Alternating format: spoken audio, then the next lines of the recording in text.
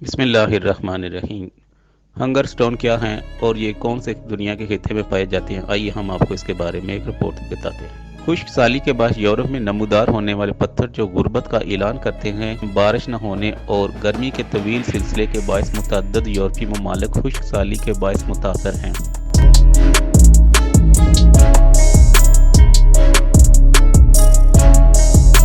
मुतअद्दिद दरियाओं का पानी भी कम हो रहा है, जिसके बायस आबाओ अजदाद की जानिब से हालात खराब होने से मुतल्लिक तनबीहात से पर्दा उठा है। हंगर स्टोन्स कहलाने वाले ये पत्थर सिर्फ उस वक्त नजर आते हैं जब पानी की सतह इंतहाई कम होती है।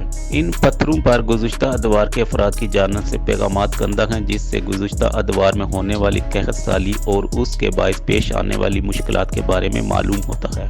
ये पैगामात कई दहाइयों और सदियों पुराने हैं। अब तक मिलने वाली कदीम तरीन नक्शकारी सन 1616 की ये दरियाए एल्बे से मिली है और ये जर्मन ज़बान में लिखी गई थी। इस पर लिखा है, अगर तुम मुझे देखो तो रो देना।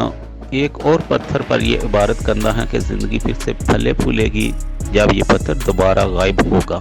इसी तरह एक पत्थर पर लिखा है कि अगर आपको ये पत्थर दोबारा दिखाई दे तो आप रोएंगे।